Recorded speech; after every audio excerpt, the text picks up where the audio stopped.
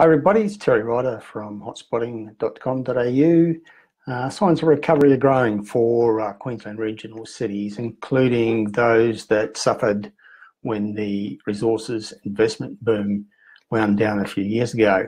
But many of those places are now showing signs of coming back, both with their economies and as a consequence of that, their underlying property markets, where we're seeing an upturn in sales activity and some prospect of a return to price growth at some of those markets. There's a general uplift in the Queensland economy, helped by revival in the resources sector, and that we're starting to see strong gains from interstate migration. Again, the sorts of gains that traditionally Queensland in the past has achieved.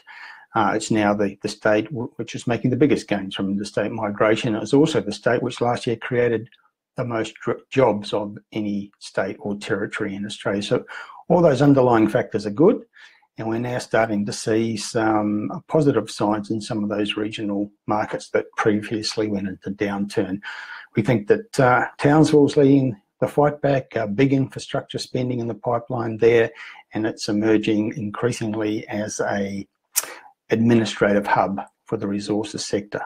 Rockhampton's also showing good signs. Sunshine Coast continues to be a very strong market on the back of an evolving local economy with big spending on infrastructure. Nearby Gympie is getting some uplift from that as an affordable alternative. Just up the road, Cairns is looking increasingly good as an economy, and its property market is starting to emerge. And one of the notable factors about Cairns is that it has probably the highest genuine rental yields of anywhere in Australia. The Gold Coast, I guess, has to be considered. I tend to think that the uplift that the Gold Coast was going to get from the upcoming Commonwealth Games has already been felt in its market, in that it was the construction of infrastructure in the lead up to the Games, which start in April, which was creating jobs, bringing people into that market. It had a couple of years, 2015, 2016, when it was one of the strongest markets in Australia, certainly lots of rising momentum in terms of sales volume and some pretty good price growth, but it's now tapered off. I think the Commonwealth Games factor has actually worked its way through the Gold Coast market. There's probably going to be a bit of a short-term sugar hit type surge when the game starts and all those tourists come in. There's going to be lots of marketing, but I'd urge people to be a little bit cautious, particularly about the high-rise market. And generally speaking, the key thing to remember about regional Queensland is you've got to be very selective about where you buy.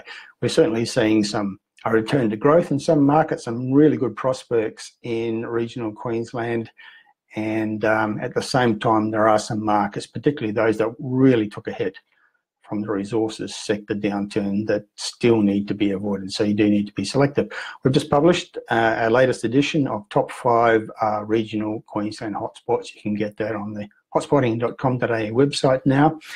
And a reminder that on Wednesday, March the 7th in the evening, we're going to have the first of my Q&A sessions, question and answer, where you'll have the opportunity to input your questions, and in a live session I'll answer as many of your questions as I can about property markets around Australia, locations that are good or bad, whatever you want to ask about, I'll do my best to answer them. That's going to be happening at 8:30 p.m. In New South Wales and Victoria, 7:30 in Queensland, different times in the other states. You can probably work out the time difference on the evening of Wednesday, 7th of March. That's it for now. Terry Ryder from Hotspotting signing off. Talk to you again soon.